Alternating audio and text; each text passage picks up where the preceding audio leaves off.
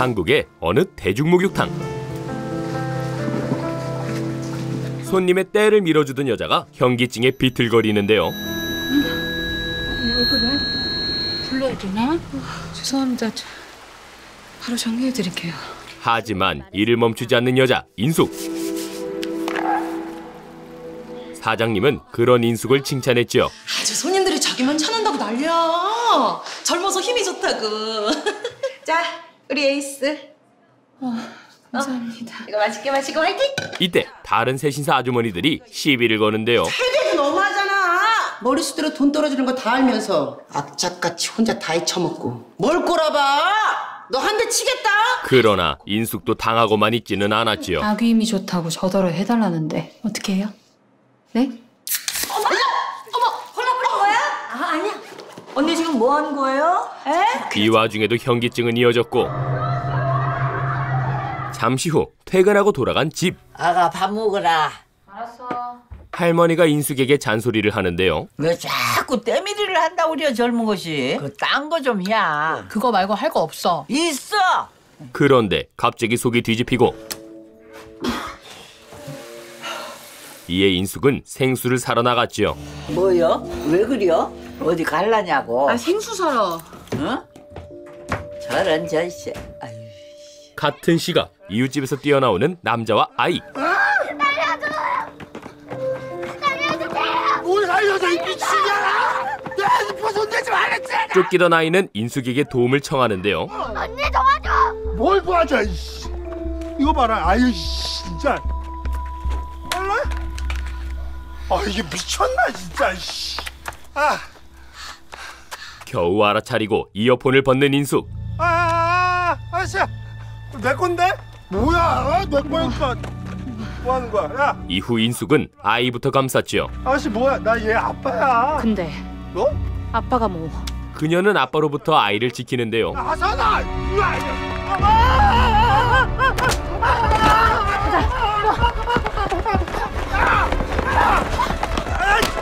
야, 너 유괴범이야!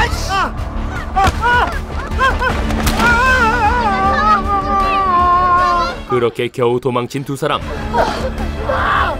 거기 앉아! 하지만 아이는 경찰에 신고를 원하지 않았지요. 힘들게 도망쳐서 이사 왔는데 아빠라고 집 주소 가르쳐준 것도 경찰이야. 미안해. 네. 언니가 왜? 못 들었어. 어? 못 들었다고. 이때 자신의 비밀을 말해주는 인숙. 나 잘 안 들려. 가까운 거리 안에서는 얼추 들리거든. 근데 그 이상은 입모양을 봐야 알 수 있어. 그 고함 소리, 살려달라는 비명 못 들었어. 그리고 인숙은 아이를 지켜주기로 결심했는데요. 내가 지켜줄게. 가자. 하지만 이때 다시 느껴지는 현기증. 언니, 정신 차려. 그건 다름 아닌 뇌종양의 증상이었죠. 이게 종양이거든요. 정상 세포 속으로 침투를 하면서 범위가 꽤 넓게 번졌어요. 이 종양을 제거하는 수술을 할 수가 없는 상태라서. 그러나 인숙은 치료를 포기한 채 나가버리는데요. 정확하진 않지만 아마 몇 개월 정도. 아니, 저기... 그리고 잠시 후 목욕탕 손님과 실랑이가 벌어졌고 마사지만 3만 원이고 때미는 건 별도라고 말씀드렸잖아요. 그럼 세트라고 하면 안 되지. 저 진짜. 네가 이래도 나 못 줘. 죽어도 못 줘. 이에 인숙은 그냥 돈을 꺼내갔죠. 뭐야? 이건 날강도네. 다들 어딨냐고. 한편 비탈길을 따라 내려오던 차가 사고를 내는데요. 어머머, 슈퍼 난리 났어. 사건 현장을 보던 인숙은 돈에 무언가를 적더니 종이 비행기를 접어 날렸고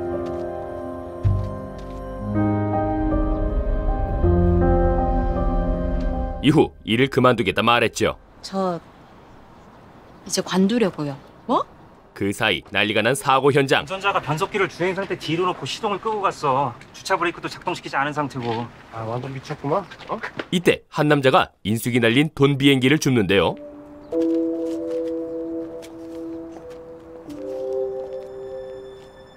이 남자의 이름은 우천.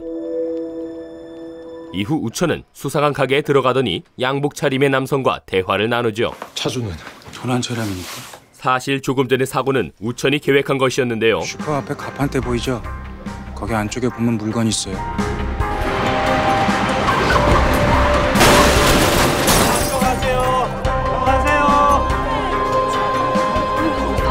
죽은 남자는 약을 사고 팔던 범죄자였죠. 근데 그럼 약구하고 다닌 건 어떻게 알았어? 이제 그 동네에 약줄 다 끊기겠지 뭐. 한편 술자리에 나온 인숙. 얘 안 올 줄 알아. 어디든 끼고 싶어서요. 잘했어. 그래 우리 인숙이를 위해서 한잔해. 조용히 술을 마시던 인숙은 그런 말을 하잖아요. 죽음을 앞두면 뭔가 깨달은 것처럼 하고 싶은 거 하기에도 인생이 짧다. 근데 난 하고 싶은 게 없네. 신문에서 우연히 호스피스 광고를 발견했고 다음 날 왜 하루 종일 쓸데없는 짓을 하고 자빠졌어? 할머니 저번에 여기 머리 찍혔잖아. 갑자기 할머니에게 해외여행을 가겠다 말하는데요. 여행 좀 다녀오려고? 몇 개월쯤. 여행? 어디를? 외국. 그렇게 할머니를 뒤로하고 떠나는 길. 공항 갔었는데 왜? 네가 처음 가는 여행인데 나가 이거는 꼭 해주고 싶어서. 하지만 그녀가 도착한 곳은 해외가 아닌 어느 시골 정류장인데요. 바로 신문에서 본 호스피스를 찾아온 거였죠. 그렇게 인숙이 도로를 걸어가는데 이때 옆을 스쳐 지나가는 차 한 대. 차에 타있던 여자는 댓글로 인숙을 알았는데요. 뭐가 있었다는데? 귀신? 다시 가봐.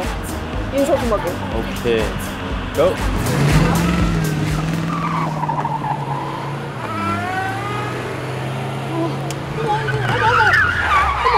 귀신은 아닌가 봐요. 안녕히 계세요. 오빠 가자.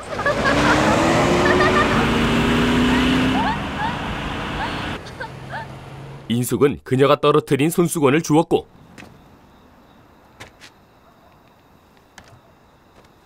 잠시 후 드디어 호스피스에 도착했죠. 그런데 이때 이상한 여자를 목격하는데요. 자기야. 어디? 홀린 듯 그녀를 쫓아가 보지만 그새 모습을 감춰버린 여자. 그리고 다음날 인숙은 수녀님에게 호스피스 안내를 받는데요. 여기에요. 곧이어 배정된 방에 들어가는데 인숙님 자리는 여기 안쪽. 그때 너무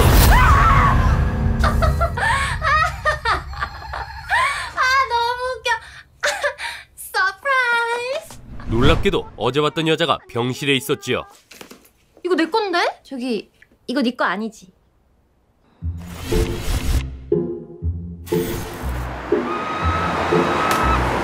안녕히 계세요. 아니 어제 내가 잃어버려가지고. 여러분 저 이거 찾았어요. 이때 여자의 핸드폰을 친 인숙. 그러자 바로 싸움이 시작됐죠.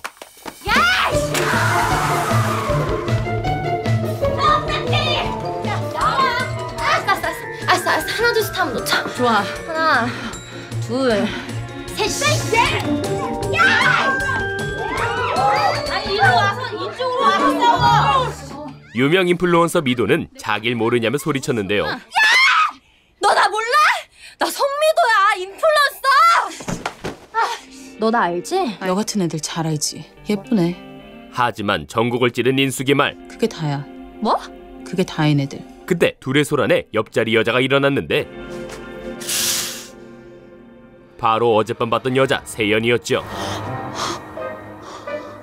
그리고 잠시 후 원장에게 잔소리를 듣는 인숙과 미도. 진정하시고 호스피스 내 싸움은 금지입니다. 물론 이해는 합니다. 아무래도 분노 조절이 잘 안 되죠. 원장 수녀님은 친절하게 말을 건네지만 죽음을 앞둔 인숙은 차갑게 대꾸하는데요. 호스피스에는 많은 프로그램이 구비돼 있어요. 미술요법, 원예요법. 안 해요. 곧 죽을 건데 무슨 치료를 해요? 그럼 뭐 하고 싶은데요? 시간이 가는 걸 즐기게 보기만 하면서 버리고 싶어요. 그리고 다음날 파티 준비가 한창인 호스피스. 원장님, 제가 할게요. 아, 괜찮은데. 냉큼 드시네. 이 정도로 안 되는데. 이 와중에 미도는 따로 파티를 준비했죠. 나 여기 오고 처음 하는 오픈하우스잖아요. 다들 오겠다고 난리인데 이것도 그나마 추린 거예요. 나는 그냥 야외 테라스에서 따로 할게요. 인원도 많고 테이블하고 꽃만 세팅하면 될 것 같은데. 아, 내가 스테이크도 따로 좀 주문했거든요. 하지만 미도를 찾아오는 사람은 아무도 없었는데요. 시한부일 같은 거 써가지고 지금 인기 많아. 근데 왜 아무도 안 와? 너무 불쌍하다. 야, 우리가 더 불쌍해. 미도는 SNS로 친구의 파티를 확인했고 여러분, 제 SNS 보셨죠? 파티 준비 진짜 많이 하고 있어요. 안녕. 결국 그녀는 혼자 외롭게 식사를 했죠. 한편 우천은 새로운 의뢰를 받는데요. 사고사로 한 방에 절대 수사 안 붙게. 중요한 거는 핸드폰이다. 그놈의 핸드폰 꼭 처리해. 생명보험 애를 죽이려고 하네. 그 인물은 바로 인숙과 싸웠던 이웃집 아빠였고 같은 시각 술에 취한 그는 인숙의 할머니를 폭행했죠.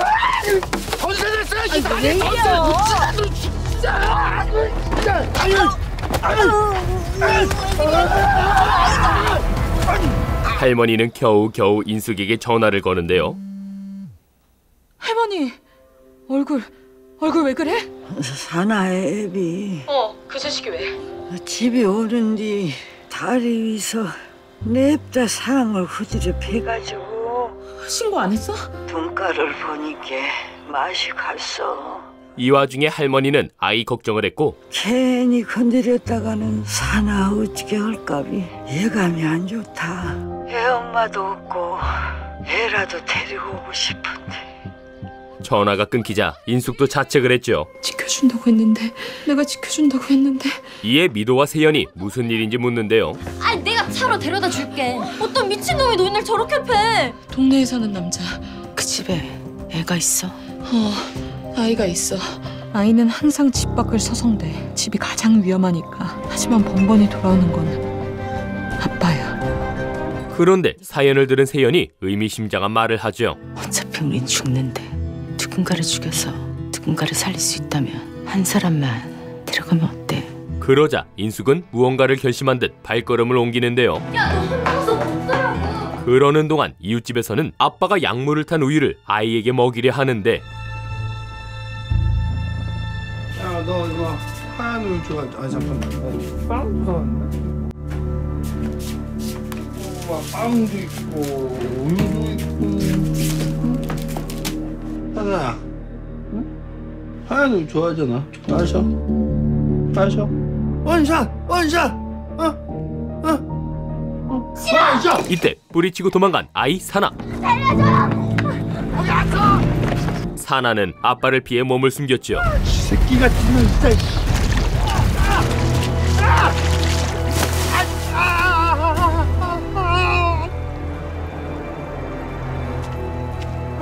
그런데 그 모습을 지켜보고 있는 우천. 들키지 마라.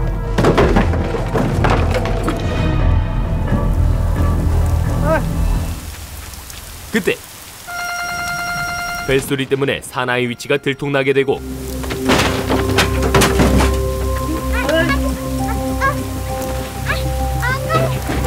오랑이가 숨바꼭질 끝났어. 그만 좀 해.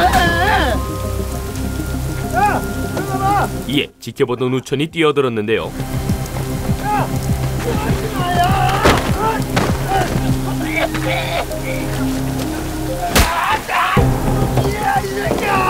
그런데 이때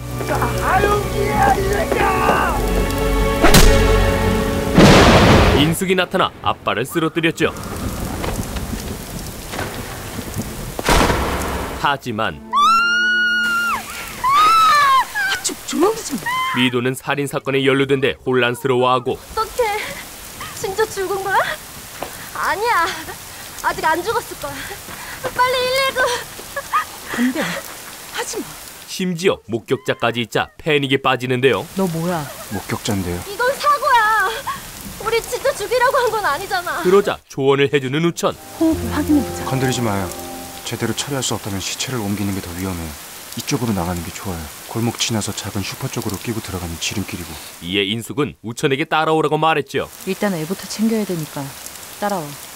그러나 잠시 후 인숙은 우천의 수상한 점을 짚었고 애는 이 집에 맡겨도. 내가 얘 아빠 죽이는 거 봤는데. 아빠인 거 어떻게 알았어? 이어서 미도와 세연도 우천을 몰아세우죠. 너 계속 사나 지켜보고 있었던 거 맞잖아. 왜 지켜보고 있었어? 너 애 아빠랑 아는 사이야? 그냥 피차 못 본 걸로 하죠. 그럼 살려줄게요. 신고하고 싶으면 어디 한번 해봐.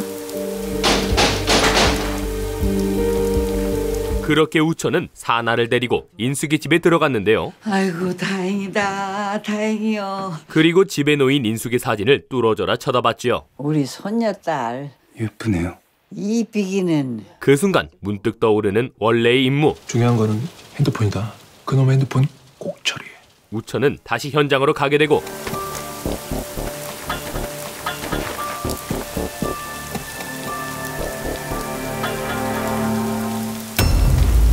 놀랍게도 사나이 아빠가 아직 살아있다는 걸 알았죠. 한편 미도는 알리바이를 만들기 위해 파티장으로 이동했는데요. 여긴 왜 온 거야? 알리바이. 우린 2시간 전부터 여기 파티에 있었던 거야. 이후 파티에 어울리는 옷까지 나눠주죠. 이거 입어. 그렇게 옷을 갈아입고 파티장에 들어가는 세 여자. 사진도 찍으면서 열심히 알리바이를 남기는데요. 야, 뭐해? 그런데 파티 주최자가 미도를 쫓아내려 하고 우리 나중에 따로 보자. 너네 부모님 비투 때문에 난리 나고 고소까지 당하고. 나 지금 우리 아빠한테 완전 찍혔어. 얼룩 하나만 묻어도 박살나. 친구가 아니라 얼룩이구나. 케이크 나왔습니다. 그 순간 열받은 세연이 소란을 일으켰죠.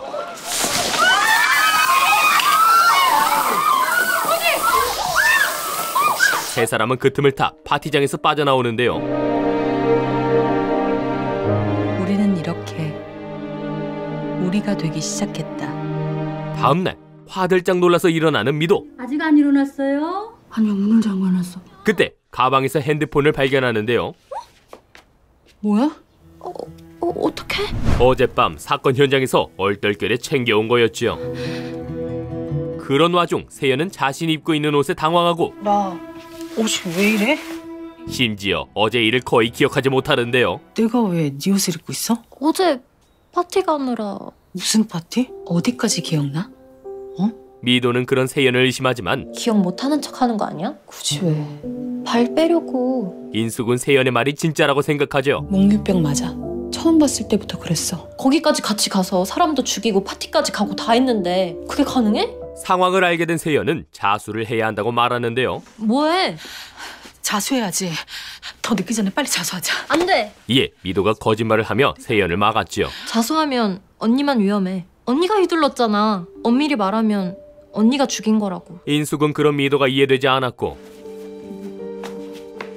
너 지금 뭐 하는 거야? 내가 책임질 테니까 너는 그냥 빠져. 살인 교사, 살인 방조 그건 뭐 가벼울 것 같아?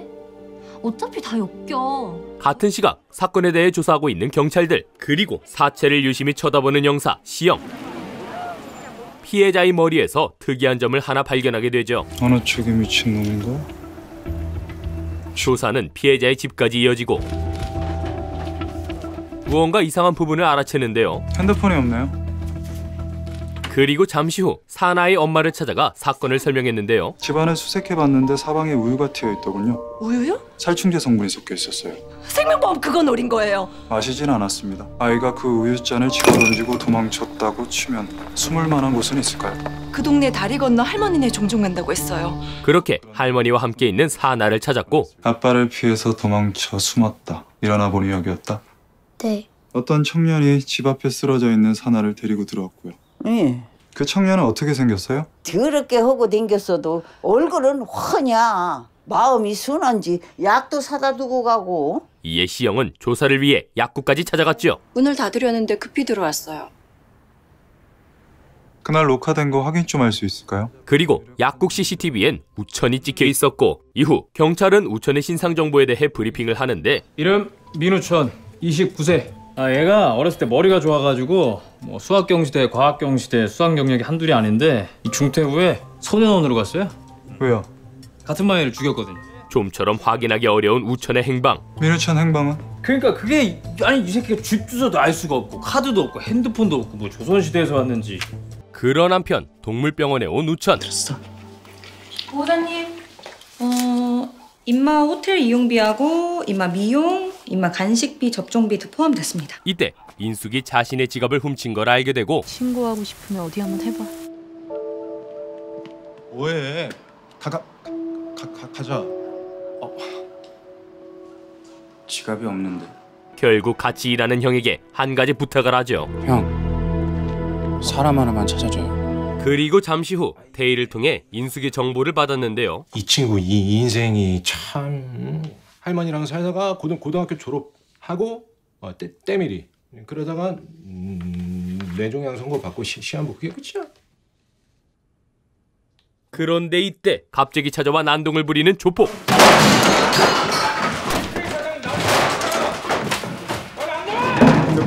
바람 좀 쐬고 와.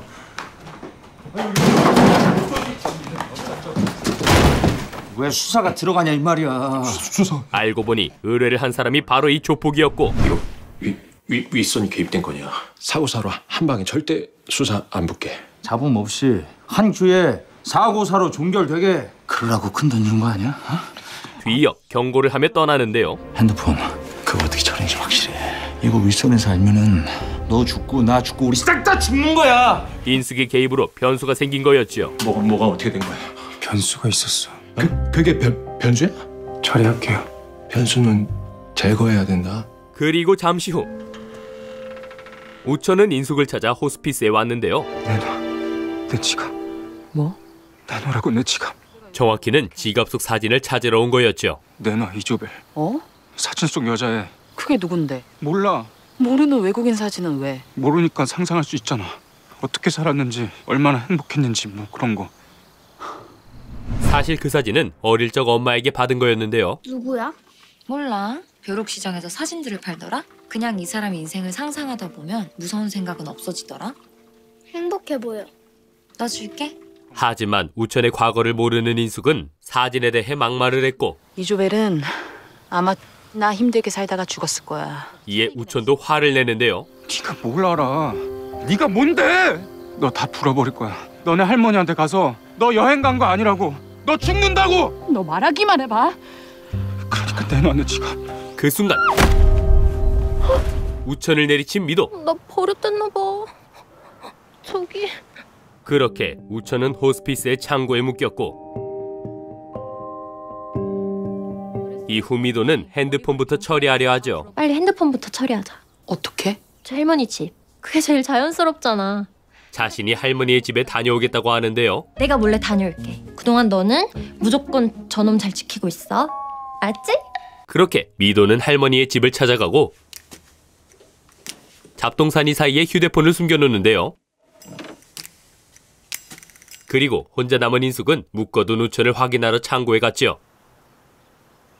하지만 우천은 창고에 없었고 잠시 후 자원봉사 중인 우천을 발견하는데요. 안 힘들어요?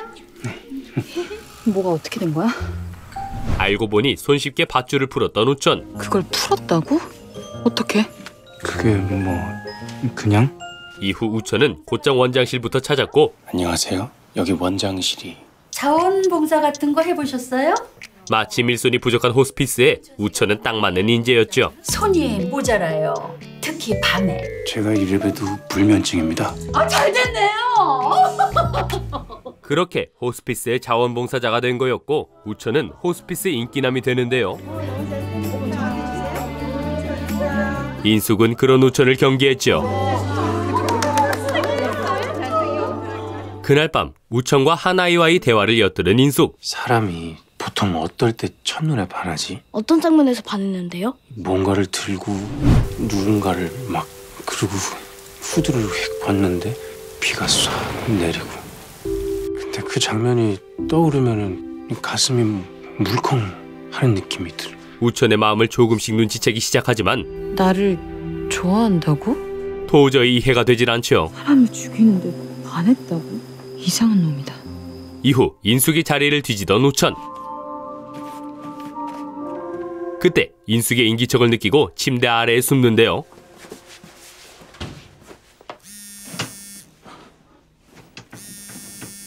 이 시간에 왜? 왜는 그저 전화만 하면 왜가 어딨어 우리 사이에. 좋냐? 좋지. 언제 와? 여행이라는 게 늘 가던 길이 아니니까 길도 잃고 이른 대로 가다 보면 예기치 않게 끝나겠지 뭐. 우천은 인숙의 이야기를 듣다가 잠에 드는데요. 그런데 잠시 후 한 할머니의 실수로 호스피스 건물에 화재가 발생하죠. 아이고 불. 표인숙 씨. 민우천님은요? 하지만 깊게 잠들어 대피하지 못한 인숙과 우천. 이때 우천이 일어나 급히 인숙을 깨우지만 뭐야? 너 왜 여기 있어? 아니야. 지갑 때문에 그래? 아니야. 그런 게 아니라. 너 진짜 나 좋아해? 너 일단 나가자. 아니. 너 왜 여기 있냐고? 당황한 인숙은 다짜고짜 공격을 퍼붓죠. 여기 있냐고. 야, 죽고 싶어. 하는 수 없이 인숙을 들쳐매고 가는 우천. 다행히 별탈 없이 건물을 탈출하는데요. 다음 날 우천의 정체에 대해 의심하는 세 사람. 자원봉사? 좀 이상하긴 하지. 경찰은 아니겠지? 미도는 노골적으로 우천을 무시하는 말을 하고. 아이고 아무것도 아니네요. 이거 좀 멍청한 것 같던데. 태생적으로 거지근성인 애들. 내 주변에서 빙빙 돌다가 돈 몇 푼 받으려고 수쓰는 것 같은데 그냥 줄까? 돈 곶감 몇 푼? 그런 애들? 태생적? 인숙은 발끈해서 미도와 말싸움을 하죠. 지랄하고 잡진데. 뭐라고? 네가 뭔데? 제대로 보지도 않으면서 볼 생각도 없으면서 왜 사람을 함부로 판단해? 좀 놀아줬더니 같은 급인 줄 아나 봐. 아주 그만 좀 해. 니네가 이러면 난 어떡해. 이때 진료실로 불려간 세연. 세연님, 진료실로 잠시. 아, 네. 의사에게 지난 일을 상담하는데 몽유병 상태일 때는 성격이 변한다거나 그럴 수도 있나요? 전반적으로 컨트롤링이 약해지면서 억압된 분노가 폭발하기도 합니다. 억압된 분노요? 그 순간 떠오른 그날 밤.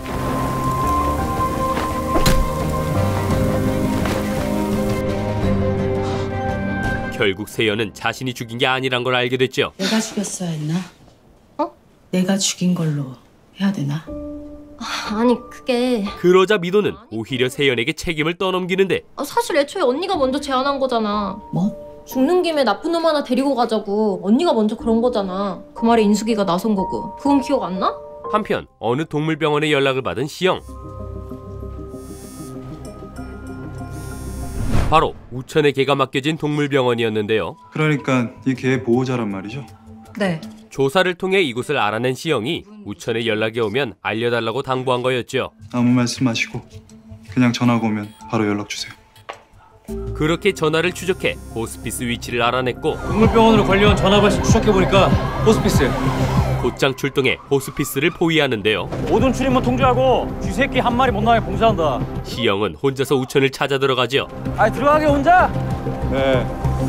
그 시각 우천은 인숙이 돌려주는 지갑을 순순히 받지 않는데요. 뭐해? 가져가라고. 여기 와서 나 피 말리는데 재미 붙인 것 같은데 나는 재미가 없네. 나머지 두 사람은 내버려둬. 내가 죽였으니까. 우천은 인숙에게 사람을 죽인 이유를 묻죠. 왜 그랬는데? 어차피 죽으니까. 죽는 김에 누구 하나 데려가자 싶어서. 그때 시영이 들어왔고 하필 이때 인숙이 자수하겠단 말을 하려는데. 그러니까 갖고 꺼져. 갑자기 무슨 소리야? 자수한다고. 내가 죽였다. 그 순간 우천이 급히 인숙의 입을 막았죠.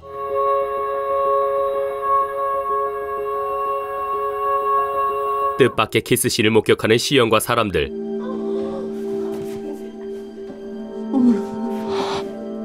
인숙은 끝나자마자 우천을 밀쳐버리죠.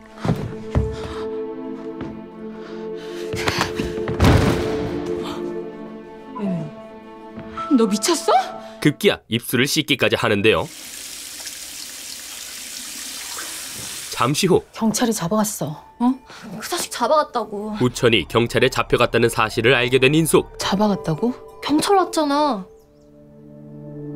뒤늦게 쫓아가 보지만 이미 늦었는데요.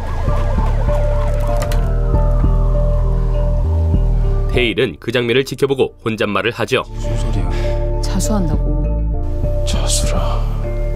변수가 있었어.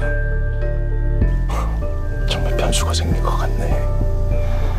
이후 인숙은 키스할 때 떨어뜨렸던 지갑을 줍는데요.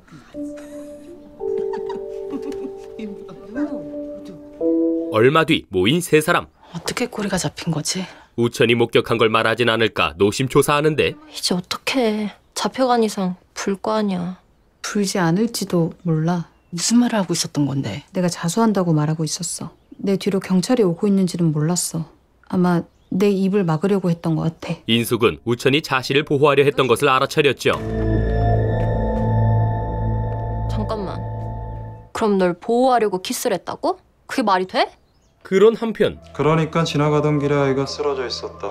그래서 불 켜진 집에 아이를 데려다 줬다. 시영은 우천을 취조하기 시작하고 아이가 들고 있던 핸드폰 못 봤어요?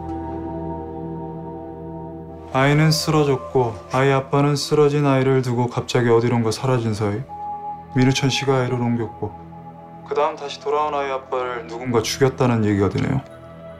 굳이 끼워 맞추자면 그런가 보네요. 이번엔 인숙에 대해 묻는 시영. 그 여자분 말이에요. 호스피스에서 키스한 분. 어떤 사이죠? 무슨 상관인데요? 인숙이 살인사건과 관계가 있음을 간파하는데요. 살해된 하영군의 딸 하사나. 그 아이는 표인숙 씨와 평소 알고 지내던 사이였어요. 손녀분과 사나가 원래 가까운 사이였나 봐요. 예, 그치. 야가 지 아버지한테 하도 처맞고 사니까 자다가도 벌떡벌떡 일어나서 나가보고 그랬어. 그런데 거기서 본 거예요, 호스피스. 너 미쳤어? 이 정도면 상관 있는 것도 같아서. 그러자 갑자기 과거 얘기를 꺼내는 우천. 어릴 때 아빠가 동반 자살을 시도했어요. 차 안은 연기로 가득하고 숨이 막혀서 창문을 두드리고 또 두드리고 이렇게 죽는구나 싶어서 포기할 때쯤 그 아이가 나타났어요. 사실 우천은 과거 인숙에게 구해진 적이 있었고 그 작은 아이가 돌덩이로 창문을 부수고 내 손을 잡아줬어요. 그 아이였어요. 그 여자가. 그 집에서 그 아이 사진을 본 거예요. 어린 시절부터 성인이 된 모습까지. 그래서 인숙을 만나게 됐다고 고백하죠. 그런데 그 아이를 어떤 유명한 사람 SNS에서 봤어요. 그 유명한 사람은 호스피스에 있고 그래서 찾아가 본 거죠. 여행을 간 게 아니라 거기에 있었어요. 시한부였어요. 그 뒤로 진술을 하지 않는 우천. 결국 경찰은 우천을 풀어주게 되는데요. 진술 거부. 더 이상 말하지 않습니다. 상황이 이러면 풀어주는 수밖에 없어요. 24시간 못 넘겨요. 한편 앞으로의 계획에 대해 이야기하는 세 사람. 만약 불면 계획대로 하자. 덮어씌우면 되잖아. 미도는 우천에게 덮어씌우는 것을 제안하고 우천이가 사람을 죽였다고? 그렇게? 야, 아니다. 죽인 후에 봤다고 할까? 세연은 여차하면 자신이 뒤집어 쓰겠다고 하죠. 최악의 경우 내가 한 거야. 상황이 가장 유리한 사람이 나선 수밖에 없어. 난 몽유병 환자였고 수면 다원검사 진단서도 있어. 언니, 내가 휘둘렀어야 정상 참작이 될 거라고. 그리고 잠시 뒤 보여줄 게 있다며 인숙을 부르는 아이. 보여줄 거 있는데. 뭔데? 그건 바로 우천을 촬영한 동영상이었는데요. 너는 지금 이 세상에 없겠다. 아마 그렇겠지. 나도 곧 이 세상에서 없어질 건데 나한테는 웃는 사진이 하나도 없겠다. 내가 찍어줄게. 예쁘게. 영상을 통해 우천의 마음을 확인한 인숙. 한편 경찰 조사를 끝내고 풀려난 우천. 그를 보던 태일이 윗선의 말을 전하는데요. 저쪽에선 네 손에서 자르기를 바라네. 하지만 태일은 인숙을 이용하려 하죠. 표인숙, 그년이 죽인 거잖아. 그녀 나한테 밀어넣고 사건 종결하면 모든 게 깔끔해. 핸드폰도 그녀한테 있어? 그런데 그 여자 건들지 마. 인숙을 건들지 말라고 경고하는 우천. 건들면 나 폭발할지도 몰라. 잠시 후 사무실로 향하고 있던 우천은 갑자기 나타난 깡패들에게 쫓기기 시작하죠.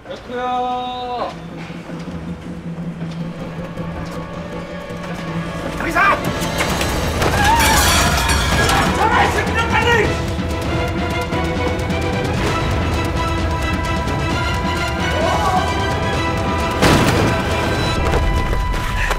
잘 도망가는 듯 하던 그때 어쩔 수 없이 육탄전을 펼치는데요. 그 순간 정신을 잃고 마는 우천. 얼마 후 우천은 정체 모를 장소에서 정신을 차렸고 너무 오래 잔다 이런 상황에. 뒤에서 그러는 건 치사하지. 조폭은 핸드폰에 행방을 묻죠. 핸드폰 어쨌어? 설마 그것마저 삑사리는 건 아니겠지? 그리고 우천에게 자수할 것을 강요하는데요. 증거를 만들어서 밀어붙일 수도 있었어. 근데 너를 위해서 자수를 권유하는 거야. 한 2년 살고 나올 수 있게 내가 손 써둘게. 하지만 나 걔 있어. 그럼 걔는 누가 돌보냐고. 그날 밤 호스피스를 산책하던 인숙. 곧 필사적으로 탈출한 우천을 만나는데요. 인숙은 깜짝 놀라 우천에게 다가가고 너 괜찮아? 너 왜 이래? 우천은 인숙에게 기대 쓰러지는데요. 잠시 후 호스피스에서 간호를 받게 된 우천. 이거 사시미 칼인데. 근데 왜 아무것도 안 물어봐요? 별거 아니니까 나왔겠지. 이때 미도가 다른 사람들을 몰아내고 저기 우리는 인간적으로 좀 빠져줘야 되지 않을까요? 이 둘이 아직 현재 진행 중인 스토리가 좀 있고. 오케이. 그래. 인숙과 우천은 단둘이 대화를 나누게 되죠. 어떻게 된 거야? 안 불었어? 왜? 그냥 그러자 우천은 일단 알고 있는 사실을 얘기해 주는데요. 별다른 증거는 못 찾은 것 같고 핸드폰을 찾더라. 뭔가 중요한 것 같았어. 우리 할머니 위험한 거야? 할머니? 아니야. 인숙은 어쩌다 그렇게 다쳤냐며 물어보지만 그 사람들이 이랬어? 넘어졌어. 말이 돼? 되게 심하게 넘어졌어. 두 사람은 밤늦게까지 대화를 나누게 되죠. 사람들은 서로 잘 안 쳐다보잖아. 근데 넌 날 그렇게 봐. 네가 그렇게 보는 거 좋아.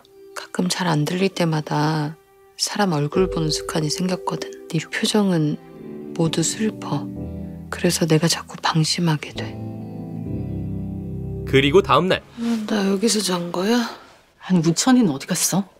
인숙이 잠든 사이 어딘가로 사라진 우천. 그가 호스피스를 나와 향한 곳은 다름 아닌 할머니의 집이었는데요. 핸드폰을 찾더라. 우리 할머니 위험한 거야? 우천이 이곳에 온 건 바로 핸드폰 때문이었죠.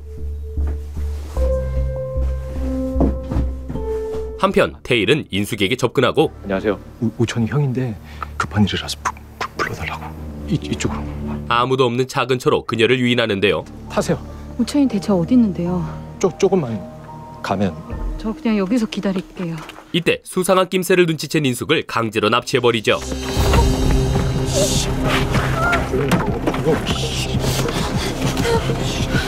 때마침 돌아오던 우천은 차가 나가는 모습을 목격하는데요.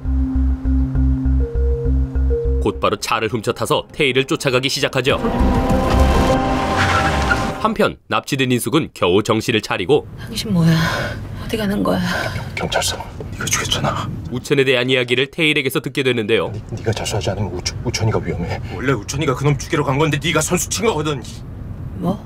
몰랐어. 그게 걔 직업이야. 사람 죽이는 거. 인숙은 극도로 혼란스러워하죠. 이때 테일을 바짝 쫓아온 우천.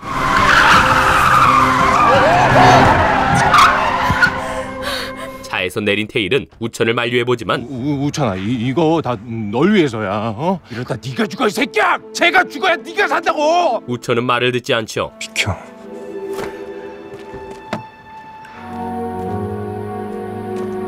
그렇게 그녀를 데리고 나가려 하지만 인숙은 우천에게 실망감을 느끼고 있었지요. 나쁜 새끼. 잠시 후 호스피스로 돌아온 두 사람. 그럼 그날 그놈을 죽이러 왔는데 내가 끼어든 거고 잡혀가서 안 본 것도 네가 찔리는 게 있어서고 전부 다 거짓말이었네. 살인자. 우천이 사과하지만 인숙의 화는 가라앉지 않는데요. 잘못했어. 내가 아니라 네가 죽인 사람들한테 잘못한 거겠지. 너 진짜 뭐야? 너 사람 죽이는 게 네 직업이야? 그게 진짜 너야? 그렇게 살았어. 한편 핸드폰의 신호를 추적하고 있던 경찰. 핸드폰을 누군가 가져갔다. 잠깐 희미하게 신호가 켜졌다 꺼진 것 같아요. 누군가 그걸 갖고 갔다는 거죠. 그 시장동 근처 CCTV를 다 확보했는데 거기가 워낙 후미진 곳이라 몇몇 가게들은 CCTV가 아예 없어요. 확인해 봅시다. 잠시 후 CCTV를 돌려보던 그때 잠깐. 핸드폰 추적 동선에 사나가 찍혀 있었죠. 이에 사나를 찾아간 시영. 그 핸드폰이 있는 걸 왜 말 안 했어? 아저씨 연락처도 모르는데요? 사나는 핸드폰을 쓰레기장에 버렸다는데요. 물에 젖어가지고 켜지지도 않고 그래서 버렸어요. 어디다? 시장통 쓰레기장이요. 그런데 어째선지 인숙의 손에 있는 핸드폰. 사실 어제 인숙은 미도에게 핸드폰을 숨긴 곳을 물었고 너 핸드폰 어디 뒀어? 고물들 있는데 그 비디오랑 테이프들 사이에 숨겨놨는데. 왜 그러는데? 경찰이 그걸 찾는 댔어. 어? 일단 내 눈으로 직접 확인해봐야겠어. 경찰의 수사에 불안해져 할머니 집에 갔었는데요. 하지만 미도가 숨긴 장소에 없었던 핸드폰. 그때 언니였지? 알고 보니 그날 밤 인숙을 봤던 사나. 미안해. 내가 죽였어. 사나는 인숙의 선택을 이해했는데요. 괜찮아. 내가 100번은 말했잖아. 아빠가 없어졌으면 좋겠다고. 그렇게 사나 덕분에 경찰보다 먼저 핸드폰을 챙긴 인숙. 그리고 잠시 후 우천을 마주치는데 어디가? 나가려고? 나한테 말 걸지 마. 이제 너만 보면 사람 죽이는 장면밖에 생각이 안 나. 인숙은 그에게 살인으로 잃은 걸 물었죠. 사람을 죽이면 뭔가 하나를 잃는 거야. 너는 얼마나 잃었을까? 그러자 우천이 답하는데요. 아무것도 없었어. 그래서 어쩌면 악착같이 그 이유를 찾았는지도 몰라. 그래도 결국은 사람을 죽인 거야 내가. 그리고 인숙에게 마음을 고백했죠. 그래서 너무 무서워. 어떻게 해도 돌이킬 수 없다는 게, 용서받을 수 없다는 게, 이런 내가 널 좋아하면 안 된다는 게. 하지만 인숙은 우천을 밀어냈고 나는 이제 네가 무서워. 꺼져. 내 눈앞에서 사라져. 그렇게 두 사람이 틀어진 다음 날 우천이 자원봉사를 관뒀다는 소식을 듣는데요. 우천이는 어디 갔어? 관뒀잖아요. 어젯밤에 나갔어요. 이에 인숙은 우천이 남기고 간 짐을 찾아봤고 이게 우천 아저씨 짐 전부예요. 짐 속에서 우천의 옛날 사진을 발견했죠. 그 순간 우천이 어린 시절 자신이 구해준 아이였음을 깨닫는데요.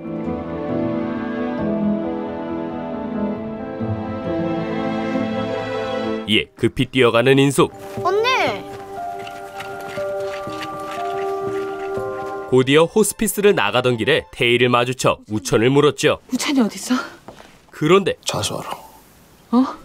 알고 보니 자수를 하기 위해 호스피스를 떠났던 우천. 나 자수할 거야. 이제 죗값 치르려고. 너는 그 애를 몰라. 그 애가 어떻게 살았는지. 행복하진 않았어도 그냥 살던 대로 사는 게 안전했을지도 모른다고. 같은 시각 경찰서에서는 우천이 범인인지 확인하기 위해 이것저것 캐묻는데요. 민호찬 씨가 휘두른 골프채가 어떤 것이죠? 모양을 잘 살펴보세요. 모르겠어요. 너무 어두웠어서. 주변에 보이는 골프채를 휘둘러 하용군을 죽였습니까? 네. 이때 우천의 증언에서 오류를 찾아내는 시영. 사인은 지식사입니다. 이에 경찰은 사건의 진짜 범인이 우천이 아님을 직감하게 되죠. 골프채와 채송화 사이 누군가 하용군의 목을 조른 겁니다. 민호찬은 그 사실을 모르고 있었고. 이후 우천은 불구속 수사로 풀려나게 되는데요. 불구속 수사 진행할 겁니다. 그때 자수하기 위해 왔다는 인숙. 너 여기 왜 왔어? 자수하러. 왜? 왜? 내가 죽였으니까. 그 남자가 그렇게 죽이고 싶었어. 사나, 내가 지켜준다고 했어. 근데 나는 곧 죽는데 그 애는 살아야 하잖아. 그러자 우천은 자신에게도 시간을 달라고 이야기하죠. 그럼 나한테도 시간을 좀 주면 안 돼? 잠시 후 함께 길거리를 걷는 두 사람. 인숙은 어린 시절 기억에 대해 말을 꺼내는데요. 나 전에도 네 목소리 들은 적 있어. 괜찮아? 괜찮아. 그녀의 말에 놀라는 우천. 알고 있었어? 왜 말 안 했어? 자신이 없어서 네가 날 살린 거 후회하게 될까 봐. 이에 인숙은 우천에게 당부하는 말을 하죠. 나 후회 안 해. 아니, 안 하게 해줘. 너는 살아야 하잖아. 그러니까 이제는 다르게 살아. 잘 살아줘. 이후 평범한 사람처럼 데이트를 즐기는 두 사람. 떡볶이 하나. 나 오뎅도. 오뎅, 튀김. 그리고 그날 밤 버킷리스트를 모두 이뤘다는 인숙. 나 이제 괜찮아. 버킷리스트 같은 거 있잖아. 나 오늘 그거 다 했다. 별거 없는데 별거 있더라. 너랑 해서.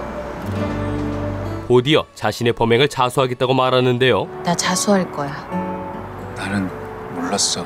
그날 네가 거길 다시 돌아가서 목을 졸랐다는 거 몰랐어. 그런데 목을 졸랐다니? 그게 무슨 말이야? 목을 조른 건 인숙이 아니었죠. 너 아니구나. 너도 아니고 나도 아니었어. 그 남자 그땐 살아있었어. 쓰러져 있는 그 남자 목을 누군가 조른 거야. 대체 누가? 그렇게 둘은 진범이 따로 있단 걸 알았고 잠시 후 두 사람은 호스피스로 돌아왔는데요. 때마침 불꽃놀이 중이던 호스피스. 폭죽을 구경하던 중 사나와 만나는데 너 여기 어떻게 왔어? 지금 많이 늦었는데. 택시 타고 갈 거야? 너가 돈이 어딨어? 나 돈 있어. 아빠 시계 팔았어. 그 순간 놀라운 사실을 알게 됐죠. 혹시 파란 시계? 응. 그거 어디서 났는데? 엄마가 갖고 있던데? 엄마가? 사건 당일 우연히 쓰러진 남편을 발견했던 사나의 엄마.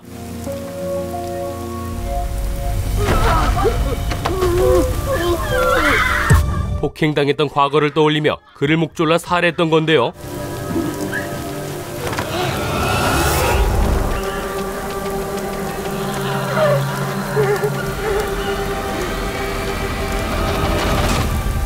진범이 사나의 엄마라는 사실을 알게 된 인숙. 사나 엄마라고. 그놈이 쓰러져 있을 때 분명히 봤어. 손목에 시계가 있었어. 그래서 어떻게 하려고? 과연 인숙은 어떤 선택을 하게 될지. 사나 엄마가 잡혀가면 사나는 혼자 남아. 시한부 선고를 받은 여자와 살인 청부업자가 같은 살인사건에 휘말리며 삶의 의미와 사건의 진상을 찾아가는 이야기. 한 사람만 리였습니다. 오늘 소개해드린 작품 한 사람만은 2022년 JTBC에서 공개된 16부작 드라마로 각자의 사정으로 죽음을 앞둔 세 여자가 죽기 전에 나쁜 놈 한 사람만 데려가려다가 진짜 소중한 한 사람을 발견하게 되는 휴먼 멜로 드라마인데요. 저마다 깊은 상처를 품고 있는 사람들이 예정된 죽음을 마주하고 자신의 인생을 되돌아보면서 삶을 살아가는 진짜 이유에 대해 생각하게 합니다. 처절한 상황에 놓여 있음에도 평범한 생존과 사랑을 찾는 등장인물들을 통해 우리가 누리는 일상적인 행복이 누군가에게는 꿈만 같은 것일 수 있음을 알게 되는데요. 죽음이라는 다소 무거운 주제를 통해 인생의 진짜 의미를 재조명하는 이야기 한 사람만 결코 놓치지 않으시길 바라며 지금까지 드림텔러였습니다.